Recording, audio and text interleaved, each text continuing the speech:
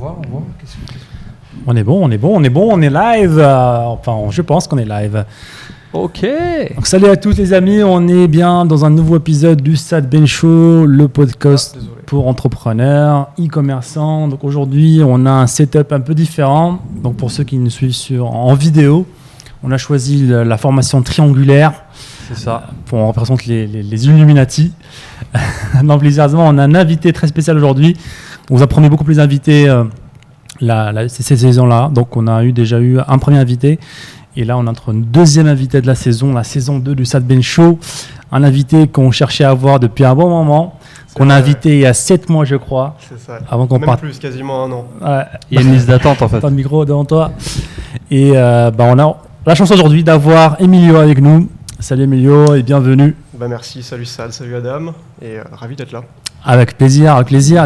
Donc Emilio les amis, je vais te présenter rapidement comment on se connaît, qui es-tu. Donc moi ce que je connais de toi en tout cas. Donc Emilio, on s'est rencontrés à Bali. C'était en 2018. Donc c'était la Hustle Villa. C'est ça. Avec Enzo Honoré. Donc on t'a rencontré avec Adam à la villa. Voilà, ça c'est Emilio. On va vivre ensemble pendant 2 semaines, enchanté. C'était un peu ça, ouais. On s'était déjà croisés au resto 1 ou 2 fois, mais on n'avait pas discuté plus que ça. Oui, en effet, oui. Mais ouais, c'était à peu près ça, ouais. Pas faux. Ouais. Cette idée de Hustle Villa, donc on voulait travailler, passer un bootcamp pendant 2 semaines à travailler un petit peu sur nos business, chacun de son côté. Donc voilà, je l'ai rencontré, on va dire officiellement là-bas, on a appris à se connaître là-bas plus en profondeur, on va dire. Donc, moi, j'ai su que tu as une chaîne YouTube à l'époque, tu avais une chaîne YouTube. Je crois. J'en avais 2 à l'époque. Tu en avais 2, je crois, Verfeuille. C'est ça, Verfeuille sur la nutrition et le mode de vie sain, que j'ai arrêté très peu de temps après qu'on se soit rencontrés justement à Bali. Et ma chaîne principale sur laquelle je publie des vidéos aujourd'hui qui parle de développement personnel principalement. Elle s'appelle Emilio Abril, voilà. D'accord. Qui a mon nom tout simplement. Donc ouais, c'est ça, je connais moins le youtubeur. Je pensais qu'à l'époque aussi, tu avais des formations aussi. Des formations... Ouais, c'est mon business model principal. Aujourd'hui, ma principale source de revenus, c'est la vente de formations en ligne. D'accord. Après, j'ai aussi d'autres sources de revenus, notamment l'affiliation un petit peu et la pub YouTube. Je fais quand même plutôt pas mal de vues sur YouTube, donc ça permet aussi de générer de revenus avec tes pubs, justement. Parce qu'il n'y a que tes pubs sur mes vies. Ouais. Tu me target, je sais. Ouais, je te donne en fait, je crois, 25% ou 30%, je pense. Merci. Voilà, c'était super. Donc je me dis, voilà, formation, YouTube. On parle de combien d'abonnés à peu près pour ceux qui nous écoutent? Là, je suis à 340 000 aujourd'hui. C'est quand même beaucoup, hein, surtout en francophonie. Ça fait longtemps que j'ai lancé ma chaîne. Elle va bientôt avoir 6 ans, là, elle a 5 ans et demi. Donc, j'ai jamais vraiment arrêté de publier. Donc, il y a aussi le temps que j'ai passé. C'est pas fait comme ça du jour au lendemain. Oui, mais il faut quand même l'avouer que voilà, tu fais partie d'une minorité. Il y en a beaucoup qui essaient, surtout dans le YouTube game, il y en a beaucoup qui essaient pendant plusieurs années et qui ne réussissent pas forcément. Et ça peut être un sujet sur lequel on peut... on peut commencer par les bases. Comment tu t'es lancé un petit peu dans YouTube, dans le business en ligne globalement? En fait, à la base, j'étais étudiant, comme beaucoup de jeunes. J'étais paumé dans une filière qui ne m'intéressait pas. Je faisais de l'informatique et je m'étais retrouvé là un peu par hasard, parce qu'il fallait prendre une décision pour ce que j'allais faire dans toute ma vie. Et voilà, je ne savais pas trop quoi faire, je ne savais pas ce que je faisais là. Et la seule chose qui m'épanouissait à cette époque, c'était de faire la fête, de me bourrer la gueule, de mettre des cuites monumentales 3 fois par semaine avec mes potes. Et le problème, c'est que le temps passait et je voyais bien que plus le temps passait, plus je me dirigeais dans un mur finalement. Et j'allais nulle part comme ça. Et donc je me suis dit un jour, en fait j'avais vu des vidéos sur YouTube de gens qui, à l'époque c'était les blogs, tu sais. Je suis tombé sur des vidéos de mecs qui arrivaient à gagner leur vie comme ça sur Internet. Donc c'était les infopreneurs, c'était le début de l'infoprenariat. C'était pas encore très démocratisé comme aujourd'hui, mais c'était le début. Et je me suis dit, en fait, comme j'étais complètement paumé, je me suis dit, ce qui me manque dans ma vie, c'est un objectif, en fait.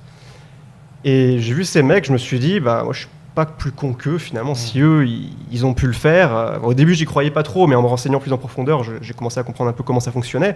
Et je me suis dit, voilà, si ces mecs-là y arrivent, peut-être que moi aussi je peux le faire. Et ça a l'air vraiment cool, parce que quand tu vois les bénéfices qu'il y a de gagner sa vie sur Internet, la liberté géographique, la liberté d'organiser tes journées comme tu veux, de pas avoir un patron qui te casse les couilles parce que voilà, enfin. C'était quoi le gros truc qui t'a attiré vers ça? C'est quoi le plus grand avantage? C'était la liberté géographique, financière, temporelle? En fait, j'étais vraiment mal à l'aise dans le système depuis toujours. Si tu veux, à l'école, j'arrivais pas, par exemple, à m'intéresser à un cours. En fait, pendant 5 minutes, j'écoutais, et puis après, pendant les 55 minutes restantes de l'heure de cours, je dessinais sur mon cahier, je faisais rien, quoi. Je dormais parfois au fond de la classe. Enfin, vraiment, j'étais pas à ma place dans ce système-là. Et je sentais qu'on essayait de me formater, en fait. Et que c'était pas comme ça que je fonctionnais. Et là, j'arrivais quand même à m'en sortir avec des bonnes notes, bizarrement, à la fac. Pas parce que j'écoutais en cours, mais je séchais tous les cours à la fac. J'étais vraiment, les profs me prenaient pour un branleur. Mais je bossais tout seul chez moi avant les examens avec mes propres méthodes. Et ça me permettait quand même d'avoir des résultats décents, quoi. Mais je sentais que je n'aimais pas l'autorité. Je détestais qu'on me dise surtout comment je dois travailler, comment je dois m'organiser, à quelle heure je dois manger. Enfin voilà, je sais pas. Les autres élèves de ma classe, de mon lycée, ça leur posait pas particulièrement de problème apparemment, mais moi vraiment c'était ma plus grosse frustration à cette époque-là. Et quand j'ai vu justement qu'on pouvait être indépendant et faire sa vie comme on voulait, quoi, qu'il n'y avait pas de règles, que les règles c'est celles qu'on s'impose à soi-même, là je me suis dit ça a l'air vraiment taillé sur mesure pour moi, quoi. Cette voie-là de l'infoprenariat. D'accord. Et avant de voir un petit peu la transition que tu fais de là, c'est pas fait pour moi, je veux quelque chose de différent, je vais me lancer dans quelque chose d'autre. Donc aujourd'hui, tu as réalisé pas mal de choses, tu as voyagé beaucoup. Moi, je sais que tu as beaucoup voyagé, tu as aussi formé beaucoup de personnes. Ouais. Donc, ça fait à peu près combien de personnes que tu as formées? Plusieurs milliers d'élèves qui ont suivi une formation. D'accord. J'ai pas les chiffres exacts depuis, parce que ça fait longtemps que je me suis lancé là-dedans. Mais ouais. Donc, tu investis aussi beaucoup. Tu peux dire que tu es libre financièrement? Voilà, aujourd'hui, une activité que je développe en plus de mes revenus de business en ligne, c'est l'investissement. J'investis notamment dans les actions à dividendes qui permettent d'avoir des... Bon, c'est que le début pour l'instant, je m'y intéresse depuis un an et demi à peu près. Mais c'est devenu une vraie passion, ça, les investissements, la bourse notamment. Et j'ai mon rituel, chaque semaine, j'achète des actions. Et, c'est quelque chose pour le long terme, finalement, sur le long terme. Si tu continues si tu mets en place cette habitude d'investir régulièrement une certaine somme dans des actifs qui sont solides, pas dans des shitcoins ou des NFT crypto, qui risquent de faire du moins 90%. J'ai un peu de crypto, mais c'est pour faire joujou, quoi. Ouais, c'est jamais plus de 20% du capital. D'accord. 80% doivent toujours être investis dans des actifs sérieux. Truc solide. Voilà, toujours. Voilà. D'accord, donc ouais, c'est super intéressant. Et t'as quel âge aujourd'hui? 26, bientôt 27. Ouais, donc c'est pas mal de choses que tu as pu accomplir grâce à ton aventure entrepreneuriale. Justement, on va parler un peu de tes transitions de voilà, l'école c'est pas pour moi, le parcours classique c'est pas pour moi. Je vois des personnes faire des blogs, je suis pas aussi con qu'eux, donc je peux le faire aussi. Donc là, qu'est-ce que tu fais? Quelle est l'étape ici qui te permet de te lancer en fait? Quand je me suis lancé, j'ai commencé à faire une vidéo par jour, parce que je voyais des mecs qui faisaient ça, et à l'époque c'était la stratégie gagnante en fait. L'algorithme YouTube évolue pas mal. D'accord. Et donc je me suis dit je vais faire comme ça une vidéo par jour, parce qu'apparemment si tu fais une vidéo tous les jours et que tu continues, tu peux que développer une audience, ce qui est plus vrai aujourd'hui, mais à l'époque c'était assez vrai. Donc j'ai commencé comme ça, une vidéo tous les jours où je parlais de sujets liés au développement personnel. Mais là, il y a quand même une grosse transition. Là, Emilio, il a du mal, pas de mal, mais il ne s'intéresse pas à l'école. Et là, tu prends une caméra, tu te dis, je vais devenir youtubeur. Ça se fait assez rapidement. Je m'intéressais déjà au développement personnel. Avant que je me lance, je dirais, il y a 6 bons mois pendant lesquels je lisais des bouquins d'Anthony Robbins. J'avais suivi ma première formation en ligne. Pour moi, c'était un truc de fou. En 2015, c'était un abonnement mensuel avec des audios. Et ça me motivait de fou, quoi. J'adorais ça. Et donc, mon état d'esprit a beaucoup évolué pendant ces mois-là, fin 2015, début 2016. Et donc, c'est en mai 2016, là, je me suis dit, c'est le moment. D'accord. Et c'est là que je me suis lancé. Du coup, quand tu te lances sur YouTube, est-ce que tu as déjà un plan de te dire, OK, je vais faire une vidéo par jour, puis je vais créer un produit, puis je vais le vendre de telle ou telle façon, ou tu te dis juste, je me lance et je verrai bien? J'avais pas encore d'idée de produit, parce que je me disais, la priorité d'abord, c'est de créer une audience, parce que je vais pas vendre quelque chose si j'ai personne à qui le vendre. En revanche, dès le départ, je voulais en vivre, ça c'était sûr. Et je savais que c'était possible, je voyais d'autres le faire, donc je me suis dit, il faut que j'arrive à en vivre rapidement, sous au moins 1 an. Et finalement, j'ai réussi à peu près en 8-9 mois, un truc comme ça. Nice. J'ai lancé ma première formation 4 mois après m'être lancé. Ça n'a pas marché. J'ai fait 2 ventes à 27 balles. Mais j'étais content quand même. D'accord. Et pourquoi tu es content? Normalement, plein de personnes, c'est un échec. J'arrête tout. C'est l'excuse pour finalement tout arrêter. C'est ça. Si j'avais fait 0 vente, là, ouais. Mais il y a une grosse différence entre faire 0 vente et faire de l'argent. Même si c'est peu d'argent, faire quand même de l'argent. Ouais. Et ça t'envoie un signal. Ça te dit, il y a des gens qui sont prêts à payer. Et peut-être que, effectivement, j'avais fait plein d'erreurs. J'avais proposé un produit qui correspondait pas du tout à ce que voulait mon audience.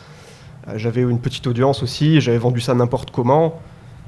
Et donc, je me disais, si je m'améliore, si je continue de faire grossir cette audience et que je propose des produits qui correspondent mieux aux problèmes réels qu'ont les gens qui me suivent, ça pourrait beaucoup mieux marcher. Finalement, quelques mois plus tard, j'ai lancé une autre formation et là, j'ai pas fait 2 fois 27 euros, j'ai fait peut-être 300 euros. De fil en aiguille comme ça, je voyais que j'arrivais à faire de plus en plus de résultats, même si au début, j'en vivais pas, je voyais que ça augmentait. Et je suis parti après en Thaïlande, du coup, en Asie. J'ai voyagé dans pas mal de pays. C'était un voyage de 5 mois. Au début, c'était la grosse galère parce que j'avais pas de thunes. Clairement, j'avais pas assez de revenus pour... je suis parti, j'avais 500 balles d'économie sur mon compte en banque. Et j'arrivais à faire quelques centaines d'euros par mois, un truc comme ça. Donc c'était un peu galère. Les premiers mois, je bouffais du riz et des bananes du 7-Eleven. La diète protéinée, elle était pas là. Hein. Mais j'ai maigri pendant cette période parce qu'en plus, j'avais tellement pas de thunes que quand j'arrivais dans un aéroport ou dans une gare ou quoi, je marchais jusqu'à l'hôtel la plupart du temps. Des fois, je marchais 10 km juste pour pas payer le taxi. Et finalement, je pesais 55 kilos à la fin de ce voyage. Ouais. J'avais maigri, j'avais fondu. Wow. Après, je me suis remis à la muscu, heureusement. Donc, et pourquoi en fait parce que franchement, moi...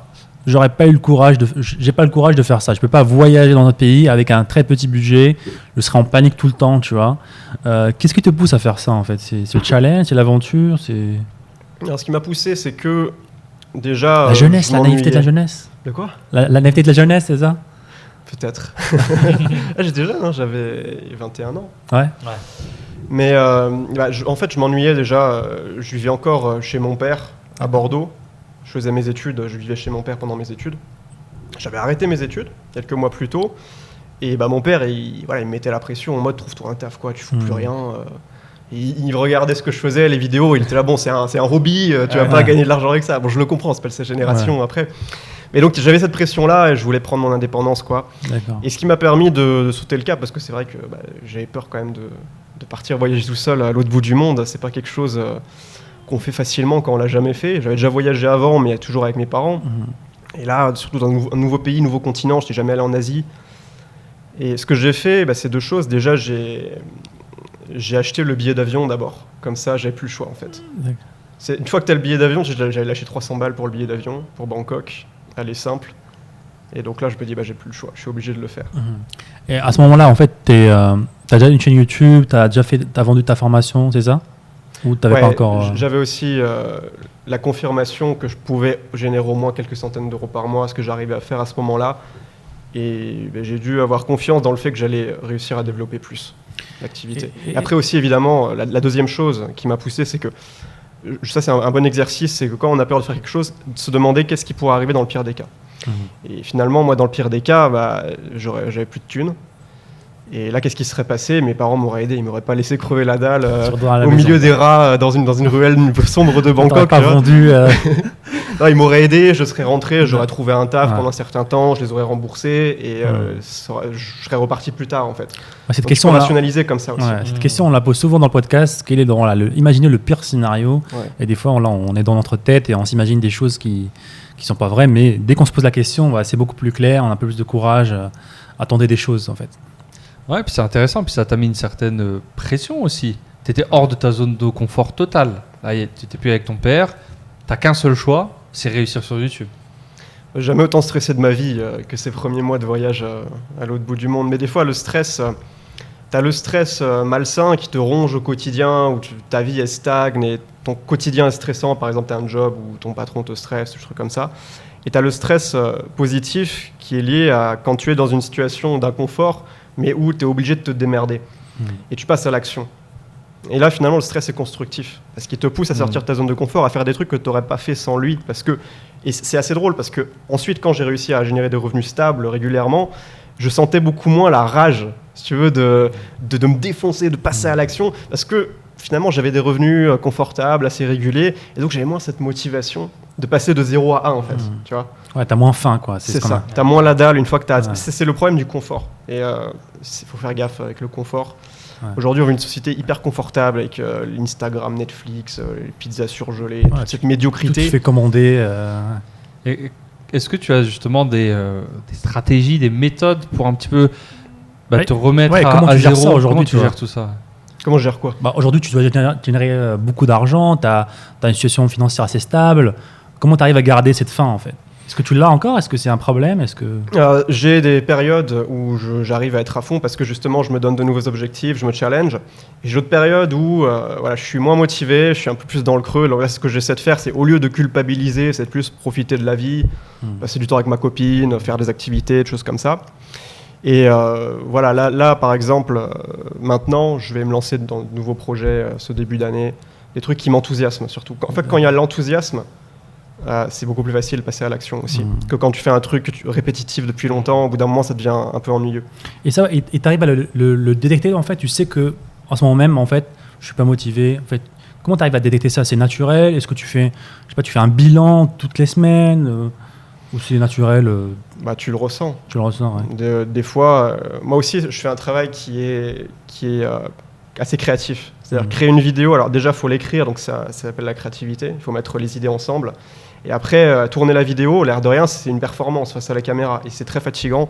Et c'est pas du tout le même type de travail que, par exemple, coder un site internet ou gérer des campagnes de pub, où c'est plus mécanique, analytique, stratégique, analytique, voilà.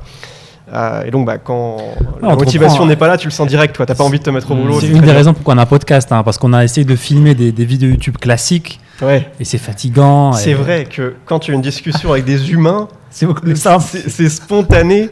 Et c'est vrai que quand tu parles à une caméra, mais c'est tellement bizarre. Même moi, après 6 ans de YouTube, c'est pas naturel pour moi de parler à un objet. Et j'ai du mal. Et j'ai vu qu'ils mettent des yeux sur la caméra. Tu la déguises. Ça va? Comment ça va? Tu crées des troubles psychiques. Et justement, c'est intéressant le fait que c'est pas naturel, mais bon, t'en es quand même venu à l'accepter. Combien de vidéos tu fais par semaine à peu près? Ouh là là. Est-ce qu'il y a un planning? Est-ce que t'es le youtubeur carré où j'ai un calendrier par avance? Ou est-ce que t'as des mois mieux que d'autres, entre guillemets, en termes de volume? C'est pas du tout carré, c'est ovale, voire rond. Non, il y a des mois où je publie rien, il y a des mois où je publie 2 par semaine. Des fois, j'envie ces mecs qui arrivent à... souvent, la stratégie que beaucoup de youtubeurs, enfin infopreneurs utilisent, c'est qu'ils vont tourner beaucoup de vidéos d'un coup, sur un mois dans l'année, et après, ils vont tout distiller. Moi, j'arrive pas à faire ça. Et après, ceux qui sont très réguliers, mais qui sont toujours en flux tendu, à créer une vidéo, la publier immédiatement, moi, j'arrive pas à faire ça sur le long terme. Donc, il y a toujours des moments où... Mais finalement, c'est pas grave. L'irrégularité sur YouTube est pas forcément grave. Beaucoup moins qu'avant. En tout cas, avant, il fallait être régulier avec l'algorithme. Aujourd'hui, tu as des gens irréguliers qui décollent. Même il y en a qui font une vidéo et ils décollent. D'accord. C'est le contenu qui compte. C'est pas la régularité. Après, oui, ça t'apporte une certaine stabilité après dans ton business.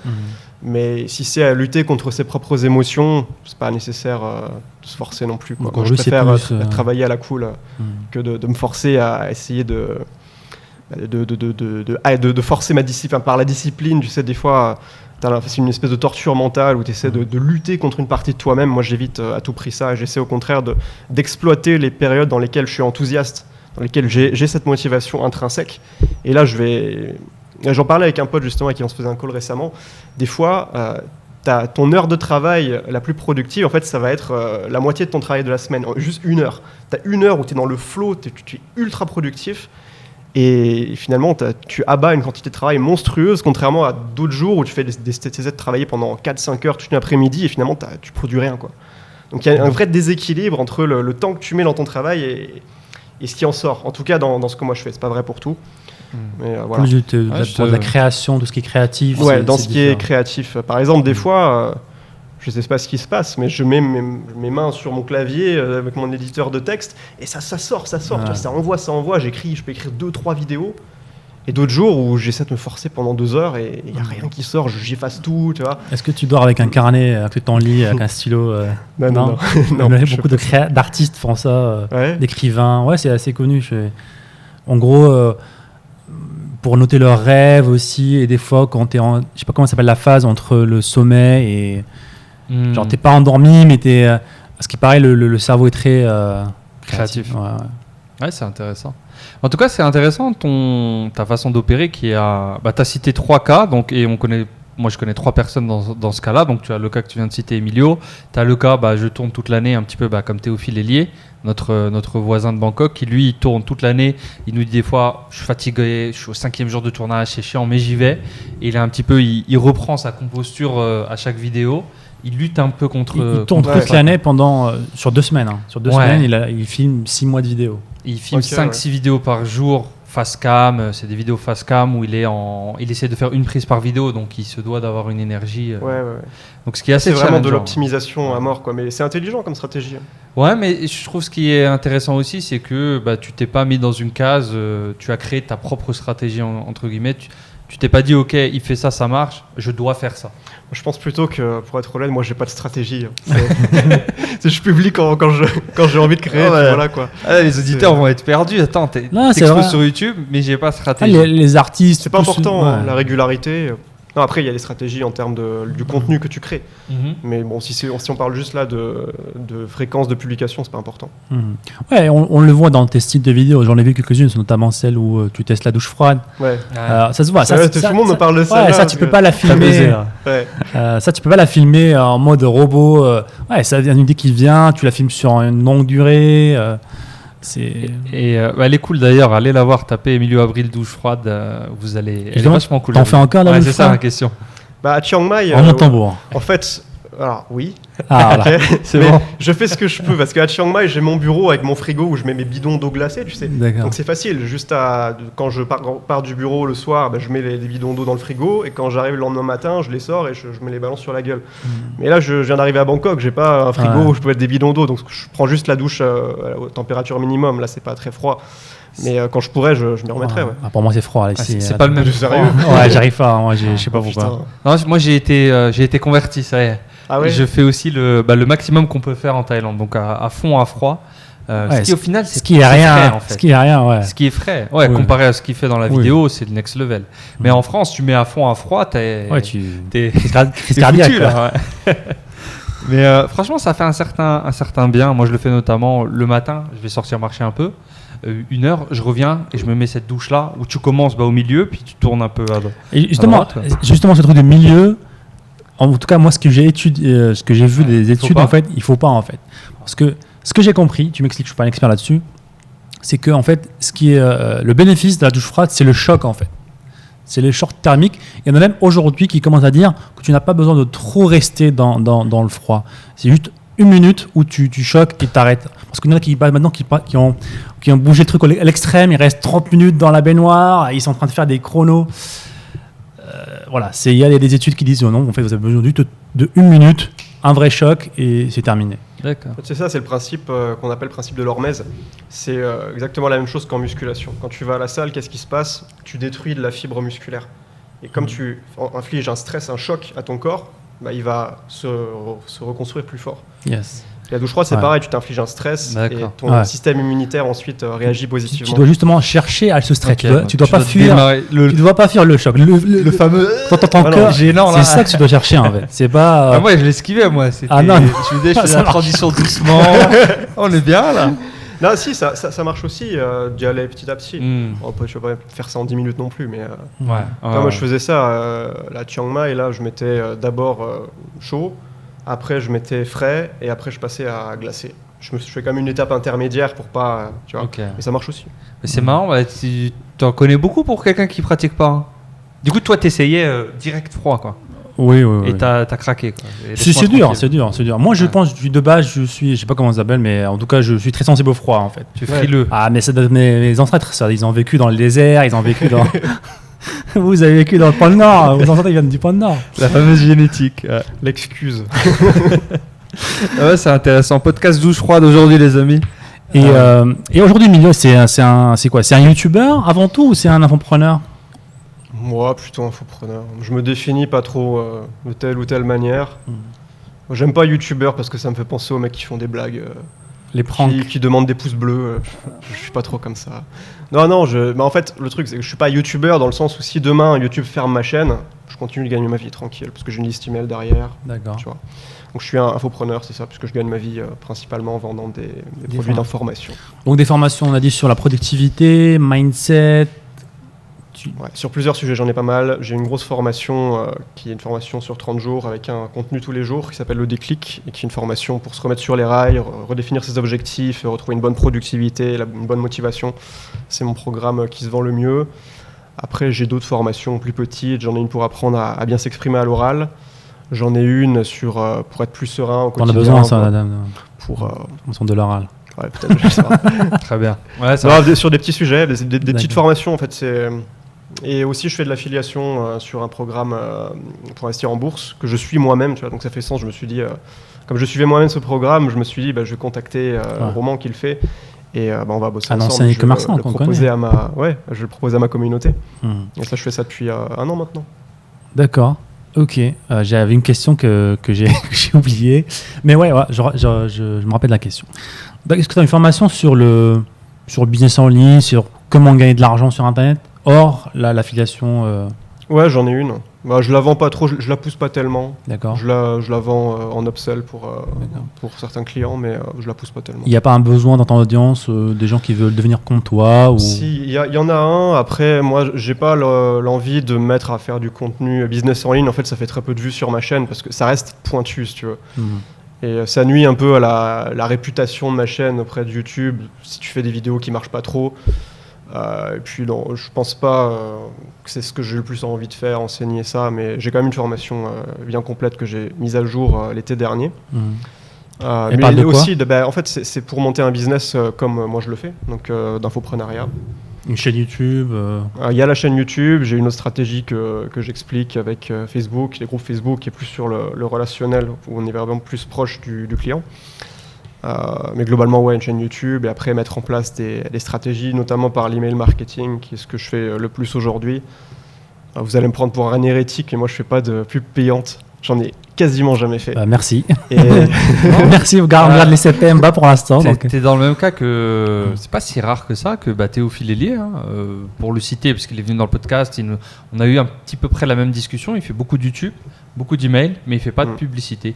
Il s'est construit aussi un petit peu sur YouTube. Après, la différence c'est que lui il fait que du business. Si je dis pas de bêtises. Et pourquoi en fait?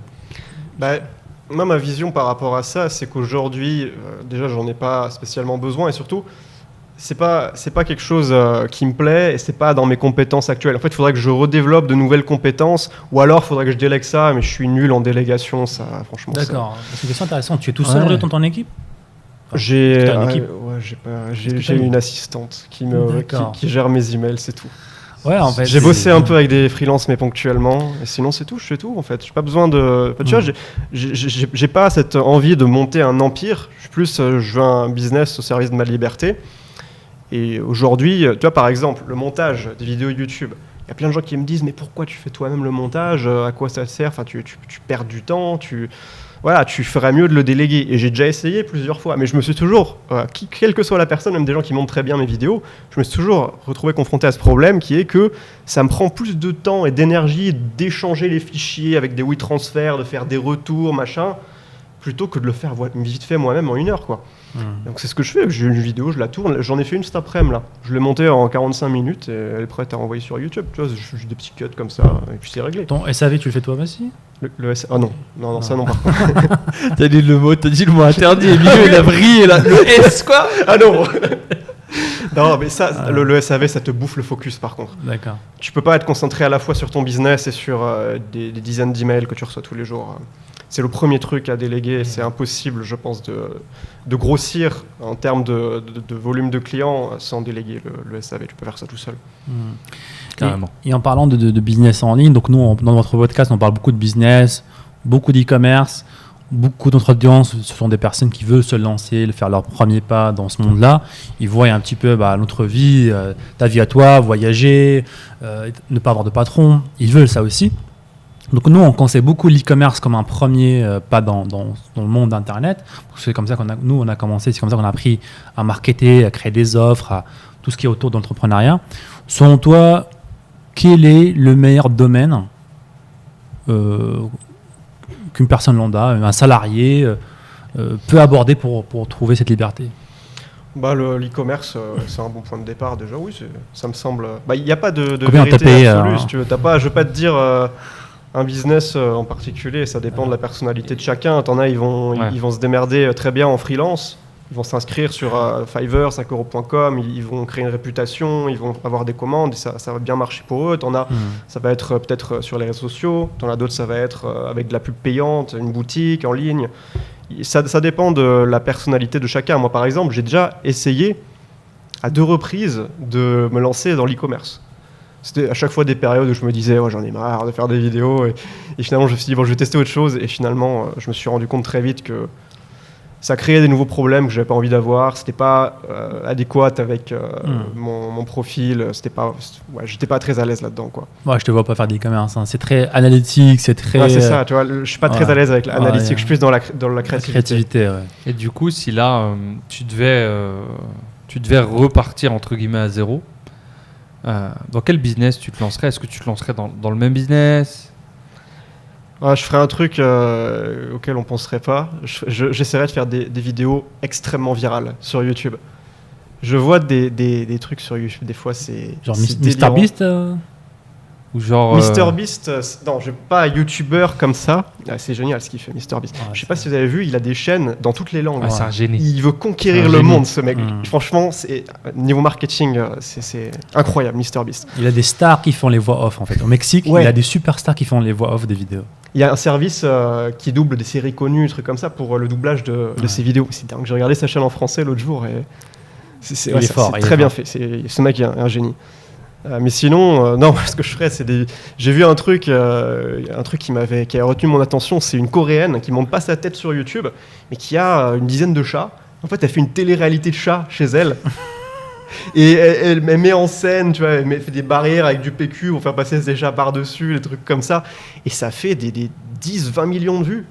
Et bon, évidemment, c'est une idée parmi d'autres, mais en fait, moi, je vois j'ai souvent des idées, je pourrais faire ce genre de vidéo, what the fuck, là, ça pourrait devenir viral. Je pense que je chercherais un truc comme ça me ferait marrer aussi, sans montrer ma tête non plus. D'accord. Mais pour vraiment chercher la viralité, c'est un truc qui me fait marrer, ça, chercher c'est intéressant, la viralité. Pourquoi tu veux plus te montrer? Pourquoi tu te montrerais pas dans ce scénario-là? Dans ce que je fais actuellement, je me montre, parce que c'est ce que j'ai toujours fait. Après... En soi, si aujourd'hui je vais tout repartir de zéro, je préférerais ne pas me montrer, je pense. Il y a des avantages à se montrer. Après, en fait, moi, je m'en fous de la popularité, si tu veux. J'ai tourné une vidéo là cet après-midi où je parle de ça justement, que je me suis fixé un objectif sans vraiment trop réfléchir pour cette année, c'était d'avoir 500 000 abonnés sur YouTube. En fait, je me rends compte que je m'en fous complètement, que ça m'intéresse pas. Tu vois, je veux pas être un influenceur, les likes, tout ça, ça m'intéresse pas du tout. Je suis pas là pour ça. Donc voilà, je veux pas être... Enfin, je me montre parce que ça a son utilité, mais je raconte pas ma vie. Je raconte très peu ma vie sur YouTube. Ouais. Par exemple, t'as pas de compte Instagram, je crois. J'en avais un à l'époque et j'ai fait l'influenceuse là pendant que je voyageais, notamment au début, je faisais des stories comme ça. Oh les amis, regardez ce que je vois, c'est trop bien. Et je me suis rendu compte en fait déjà que ça me gavait parce que je profitais plus du moment présent. Dès que je voyais un truc sympa, en fait, réflexe de Pavlov conditionné, je sors le téléphone et je fais une story. Je suis plus dans le moment présent. Et en plus de ça, je me suis rendu compte, mais est-ce que ça a le moindre foutu impact sur les performances de mon business? Et la réponse était non. En fait, ça sert à rien. Faire des stories à la con sur Instagram, c'est juste de l'ego, c'est pour booster ton ego, pour qu'il y ait des gens qui te mettent des likes, qui t'envoient des petits messages, des trucs. On s'en fout. C'est pas le but. Moi, aujourd'hui, ça m'intéresse pas ça. C'est pour ça que j'ai un compte Instagram il existe toujours, mais la bio de ce compte Instagram, c'est je n'utilise plus Instagram, je vous invite de vous barrer de cette plateforme toxique. Un truc comme ça. C'est ma bio Instagram. C'est marrant, ouais. Donc je suppose que TikTok, laisse-moi tranquille. Je vois qu'il y a des opportunités sur TikTok. Je comprends pas trop parce que je suis peut-être trop vieux pour ça, je sais pas. Mais non, il y a des opportunités sur TikTok. Moi, j'irai pas, mais Ouais, en organique, aujourd'hui, c'est une des c'est meilleures, incroyable. Hein. meilleures plateformes pour commencer. Ouais. C'est incroyable. J'ai des potes, ils ont posté une vidéo, ça fait du 100 000 vues, alors Ouais. qu'ils sont personne sur la plateforme, quoi. Ouais. C'est incroyable. Au début, c'était pas vraiment des vues parce que la plateforme boostait les vues. Donc, ils triplaient, quadruplaient les vues. Des fermes de téléphones en Chine. Mais ça a bien marché parce qu'aujourd'hui, ils ont l'audience. Ils peuvent monter en vue facilement là-bas. Donc, ouais, c'est très intéressant. Et aujourd'hui, quels sont les objectifs d'Emilio business, lifestyle? Où est-ce que tu te vois dans les prochaines années? Comment tu te sens en Thaïlande en plus? Après, deuxième question. Attends, tu m'as embrouillé là. Une à la fois. Une à la fois. C'est quoi? Vas-y. Tes objectifs perso, business, lifestyle. Bah, paradoxalement, j'ai beaucoup moins d'objectifs aujourd'hui que quand je me suis lancé.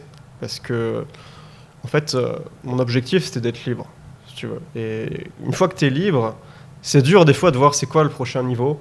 Des fois, je me pose beaucoup de questions. Je me demande, est-ce que je veux monter une start-up, créer une compagnie à plusieurs millions de dollars? La réponse est non, ça ne m'intéresse pas. J'ai pas envie de monter des équipes, de manager, c'est pas du tout ce que j'aime faire. Est-ce que mon objectif, c'est de continuer à grossir, taper 1 million d'abonnés? Je m'en fous. Donc en fait, aujourd'hui, mon objectif, c'est plus d'adapter ma manière de travailler de sorte à ce que chaque jour, je prenne du plaisir à faire ce que je fais.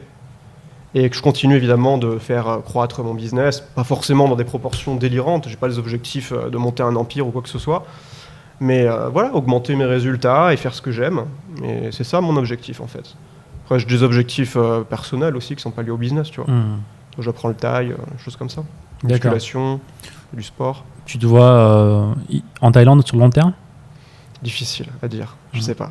T'apprends déjà le thaï, c'est un premier signe. Hein. Le piège commence. Ouais, non. Le piège se referme. Ouais, je suis en couple avec une Thaïlandaise, donc évidemment j'ai une attache ici, de par ma relation.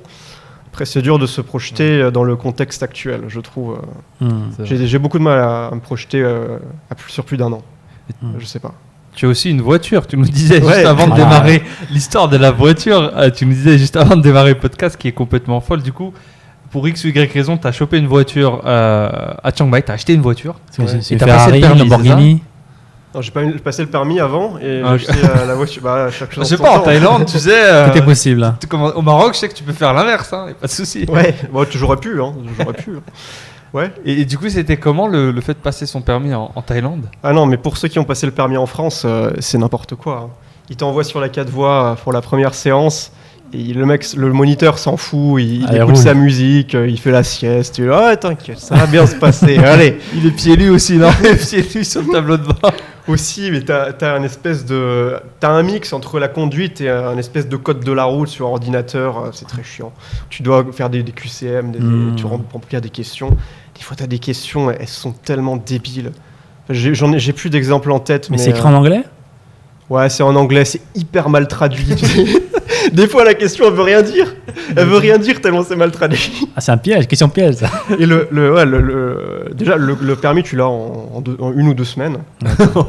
En partant de zéro. Hein. Génial, waouh. Ouais, tu Et fais ton permis, ce ça me code là choque où pas. tu dois l'examen de ce code où tu dois répondre aux questions, moi ce qui s'est passé c'est que j'ai fait quelques erreurs parce qu'il y a des questions je comprenais rien et le moniteur pour l'examen officiel il est passé derrière moi, il m'a corrigé les réponses. D'accord. Et pareil pour l'examen de conduite. J'ai fait une erreur qui normalement était éliminatoire. Ils m'ont dit, bon, fais attention, hein, fais attention la prochaine fois quand tu conduiras la voiture. Non, rien à foutre, ils te le donnent. Quoi. Après, je pense que c'est parce que j'ai payé une école privée qui est... Ouais, c'est aussi pour ça. En fait, je crois que tu payes pour qu'ils te le filent, ton permis. tu vois, c'est ça en gros. C'est ça Donc, l'idée. Mais j'avais déjà conduit en France. On n'approuve pas les amis ce genre de messages. Hein. Disclaimer, C'est- passez votre permis proprement. Mais du coup, tu conduis un petit peu en Thaïlande, ça se passe bien? Moi, j'ai fait Chiang Mai Bangkok, là, 8 heures de trajet. Je suis allé à Khon Kaen aussi, j'ai fait 10 heures one shot. Ah, cool. quoi. J'ai ma copine qui a passé son permis aussi, donc on peut ça alterner. Ça tout déporte dans la Thaïlande, tu découvres un peu une autre Thaïlande aussi? Ouais, Khon Kaen, c'était sympa. Bon, il y avait rien d'exubérant, hein, c'est une petite ville tranquille, ville de province, mais c'est belle découverte aussi. Intéressant. Ça fait du bien de voir les paysages et aussi c'est bien d'être indépendant.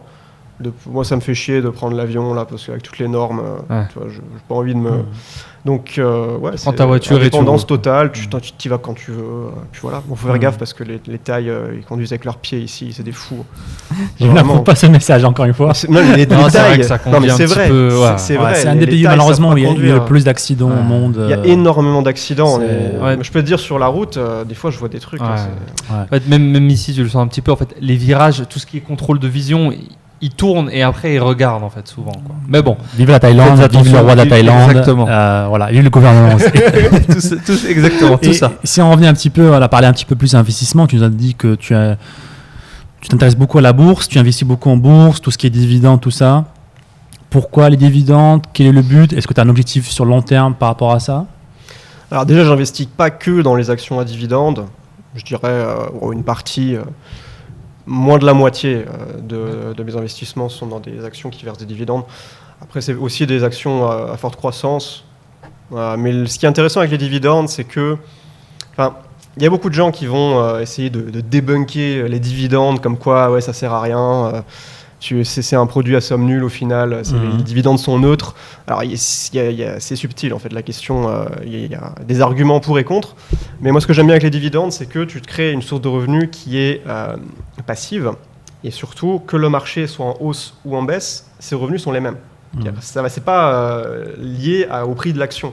Tu vois, c'est au nombre d'actions que tu possèdes. Et donc, t'as beaucoup plus de sérénité à investir comme ça, je trouve, si ce que tu mesures, c'est les dividendes que tu reçois chaque mois ou chaque année en moyenne.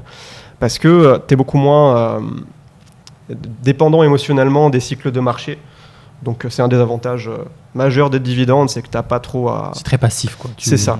Ouais, T'es serein. Bull run, machin truc, toi t'es tranquille. Et en fait, si le marché se casse la gueule, t'es limite content parce que tu vas acheter des actions à dividendes qui vont te verser beaucoup de dividendes parce qu'elles sont à un prix très faible. Tu vois. Et je crois que ta stratégie a changé depuis la dernière fois qu'on a parlé parce qu'avant c'était, je crois, 100% dividendes. Alors peut-être je me trompe. Je m'en souviens plus.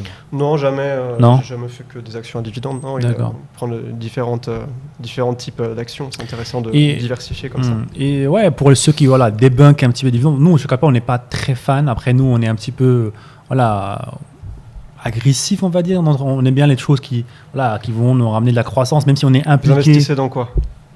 De la crypto, de l'immobilier et aussi des actions de croissance en fait. De Facebook, de Shopify, Moi aussi, j'ai. d'Amazon. Facebook, oui. Shopify, je suis moins fan.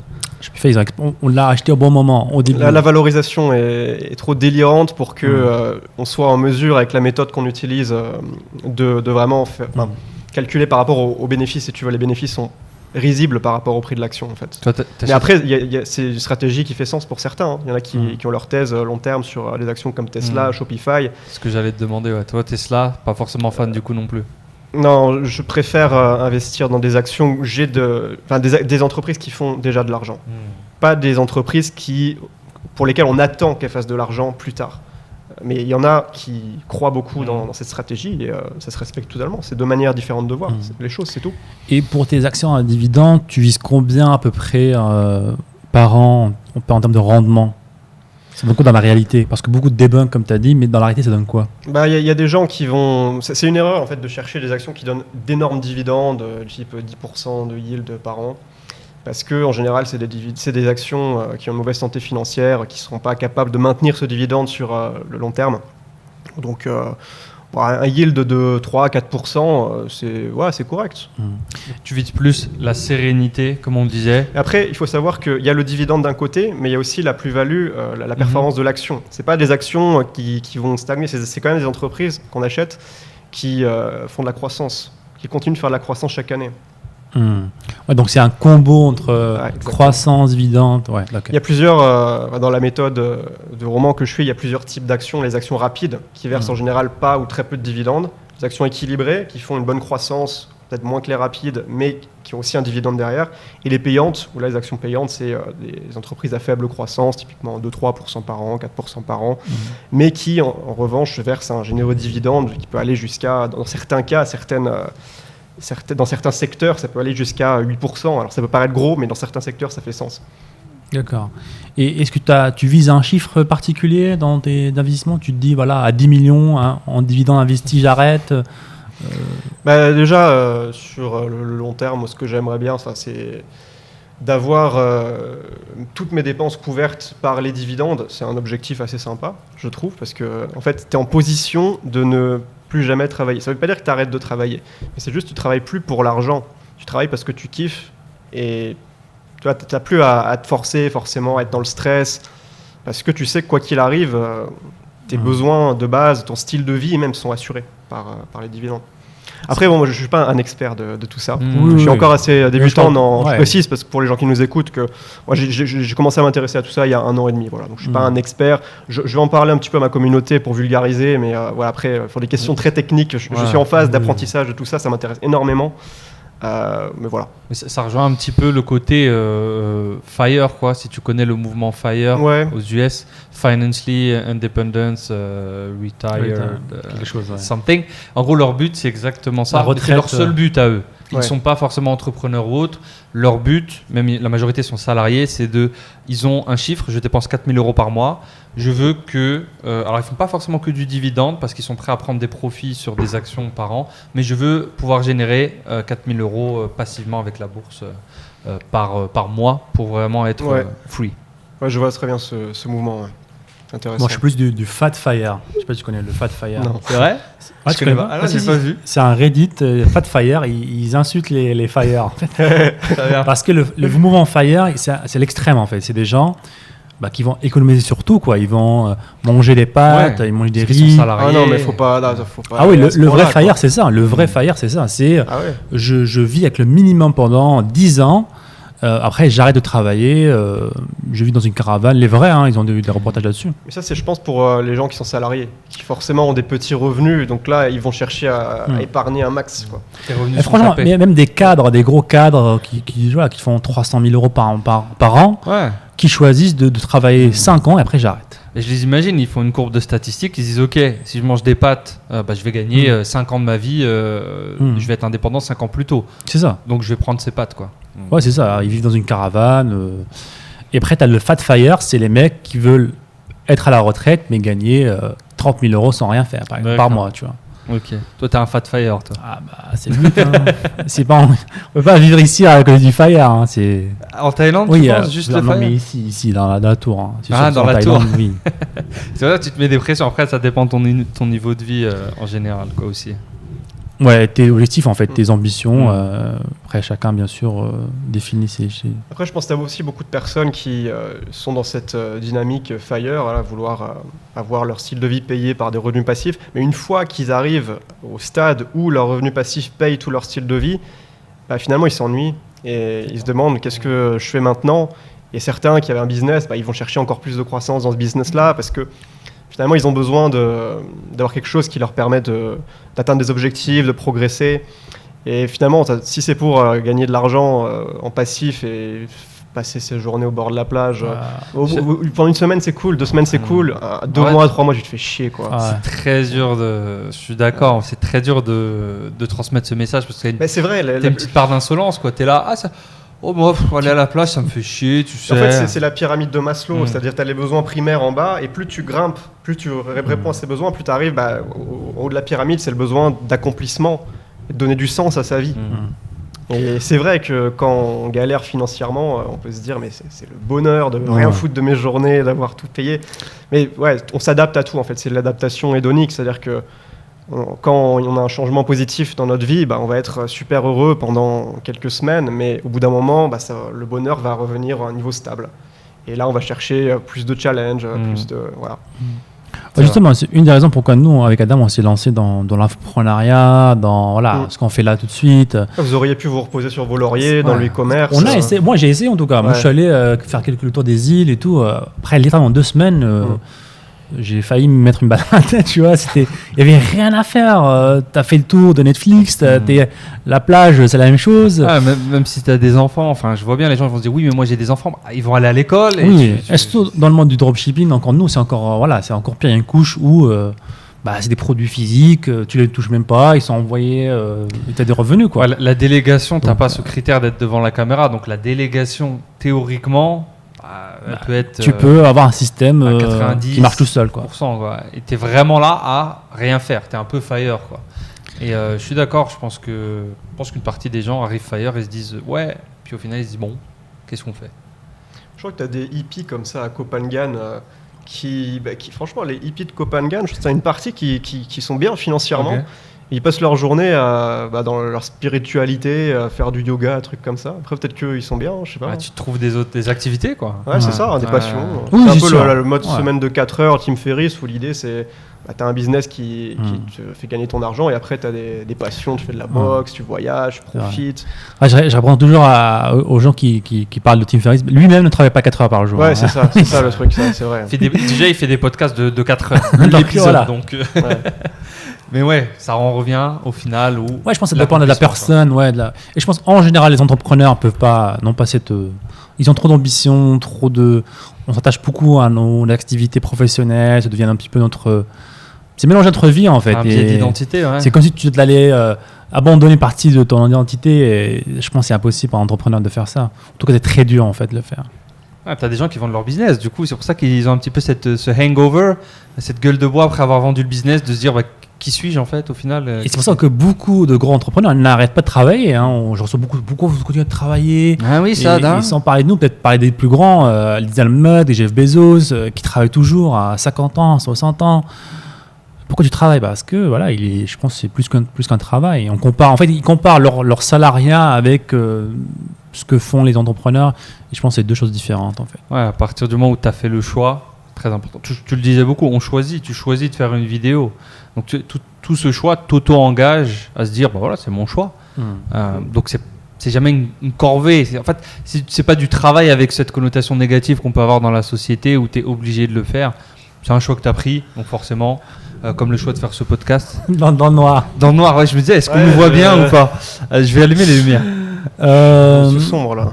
Et on va finir une petite question. Ouais. Est-ce que bientôt fini là. Je sais pas combien de temps vous voulez qu'il dure le podcast. Comme c'est tu plus veux. du 1 heure ou du 3 heures. Ça dépend comment on veut. Ouais. C'est quand tu veux qu'on arrête, on arrête.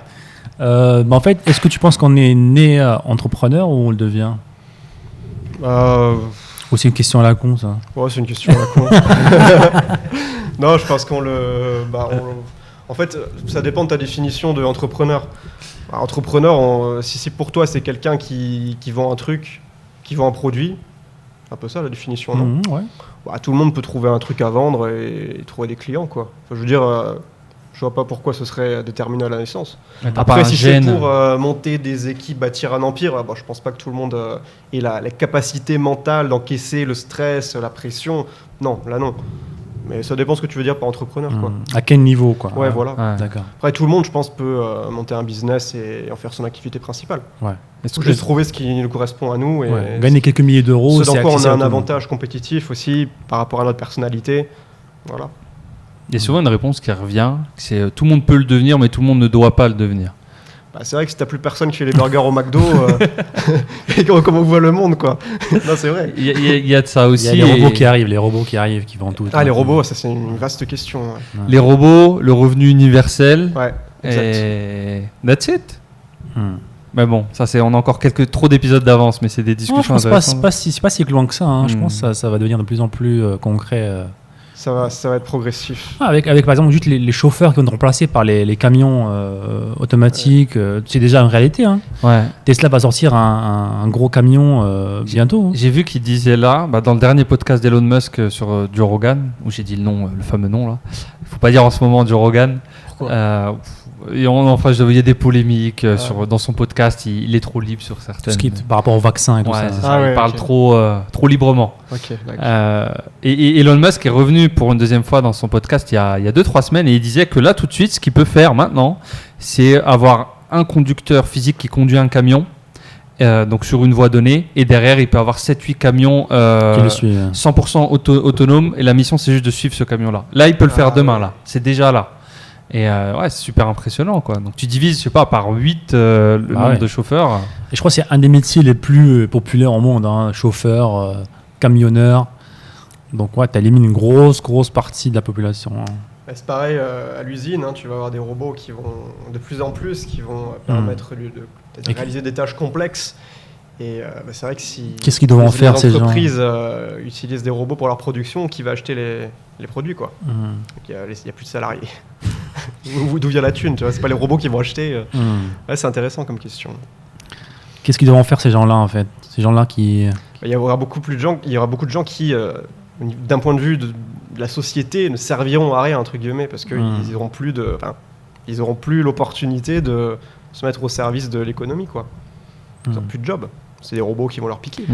Et est-ce que tu penses, c'est quoi le talent pour donner des salaires à tout le monde? C'est quoi le revenu universel? Ce serait une solution, ça.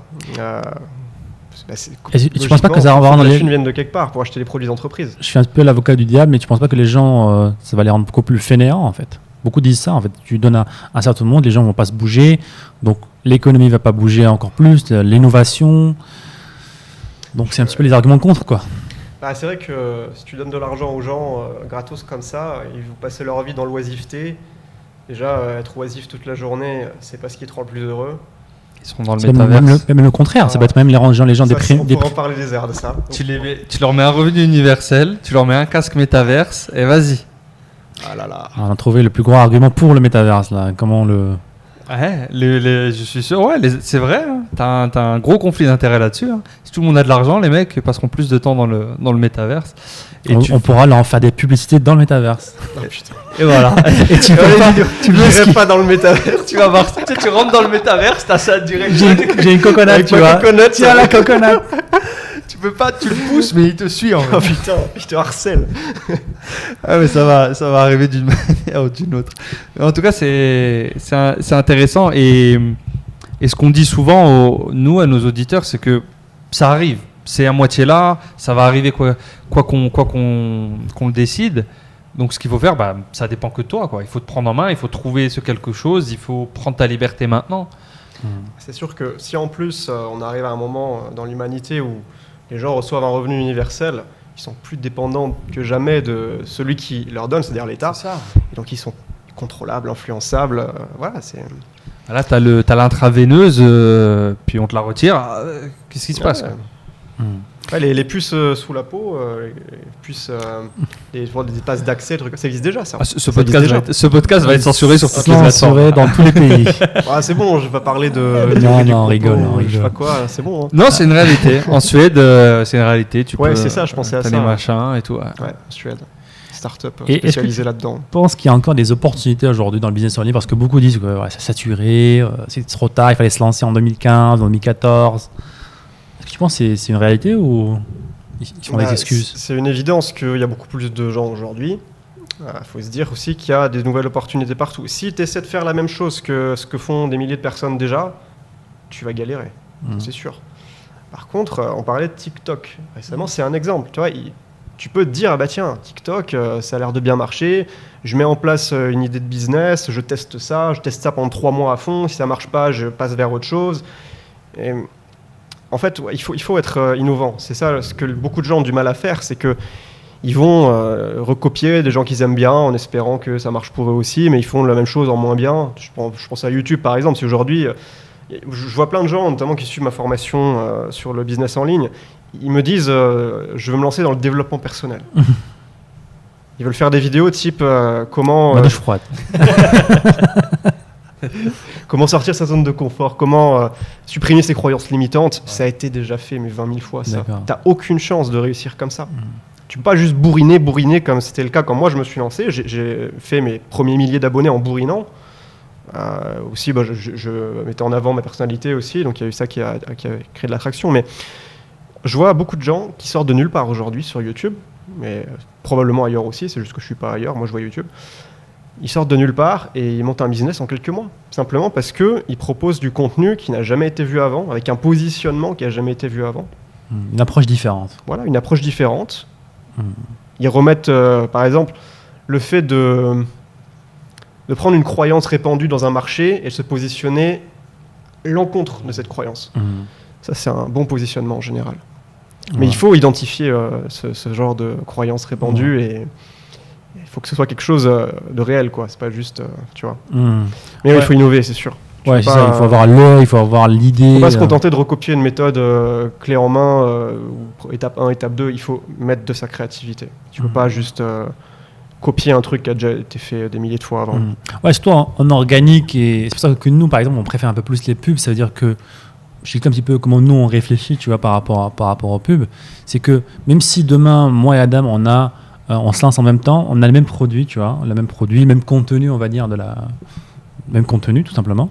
C'est que lui, s'il choisit la route de l'organique, moi, je choisis la route de la publicité, je vais avoir beaucoup plus de visibilité, donc je vais gagner, en fait. Même si on a le même contenu, tu vois. C'est pour ça que nous, on préfère un peu plus parce qu'on évite tout simplement ce concept-là de...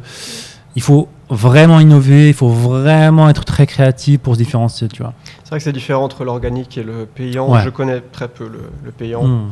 Après, je suppose qu'il faut quand même un budget de base, quoi. Ouais. Si t'as pas de thunes dès le départ, Ça marche pas. voilà. Ouais, et bah, tu dois innover, tu dois prendre ce temps-là de se dire ok, tu te poses. Ouais, Combien il faut selon vous question intéressante, je ne sais pas du tout. Avec quel budget pub par mois on peut espérer percer et vivre de son business en l'espace de 6 mois? C'est une très bonne question. Je pense que la première question à se reposer, c'est qu'est-ce que tu vends d'abord. Ouais, bien sûr. Parce que le prix du produit, forcément, plus tu vends un produit qui coûte entre guillemets cher, dont le prix est élevé, plus il te faudra du budget pub. C'est très corrélé les deux choses. Mais par exemple, nous, on donne souvent l'idée du e-commerce. Le e-commerce, tu vas vendre des produits à 30, 40 euros. Donc forcément, le but n'est pas de dépenser plusieurs centaines d'euros pour faire une seule vente. C'est souvent corrélé.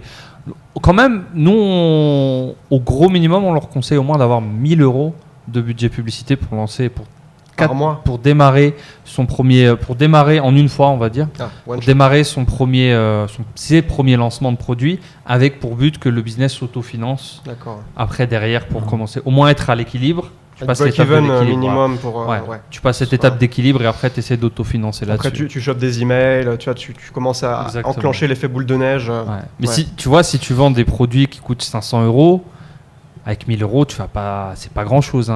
Tu balances 1000 euros, tu es censé faire 2 ventes. Il faudrait plus, tu vois.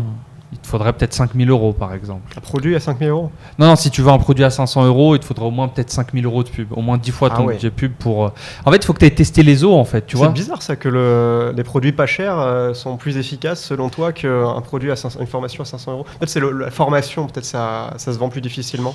Je pense que c'est deux produits différents et c'est aussi quand toi, après, tu guides ta pub, tu vois, sans rentrer dans le technique, tu as une réponse beaucoup plus vite en fait. C'est le temps auquel tu as la réponse. Quand tu veux vendre un produit à 30 euros, tu dépenses 30 euros de pub, il n'y a pas de vente, bon, tu as eu ta réponse plus ou moins, quoi. Tu essaies un autre produit par exemple. Mais quand tu vends ta formation à 500 euros, si tu dépenses 400 euros de pub et tu vends ta formation, tu as quand même fait 100 euros de bénéfice. Donc tu dois attendre un peu, tu dois dépenser un peu plus avant d'avoir une réponse. C'est plus dans cette idée-là. Ouais, c'est pour ça que c'est une des raisons pourquoi on recommande le dropshipping pour commencer. C'est que la barrière d'entrée elle est assez basse. 1000 euros pour commencer un business qui a potentiellement de faire beaucoup d'argent. Parce que c'est comme ça que quand j'ai commencé, j'avais littéralement 1000 euros de budget. Et c'est pour ça qu'en fait, qu'on recommande l'e-commerce, le dropshipping. Et je pense qu'on est arrivé à la fin de ce podcast-là. Je ne sais pas si les auditeurs sur YouTube nous voient encore. C'est un podcast dans le noir, voilà, on nage dans le noir. C'est de l'ASMR dans le noir. Heureusement, c'est un podcast, donc pour ceux qui nous regardent jusqu'à la fin, bah écoutez, merci à vous. Je suis là, nous sommes encore là. Nous sommes bien là. Merci à Mio d'être passé à la maison. Merci à vous deux pour l'invitation, c'était cool. C'était avec plaisir. Mais merci à Adam, merci à vous tous. Et on se dit à très bientôt pour le prochain épisode du Sad Ben Show. Ciao. Ciao, ciao. Bisous.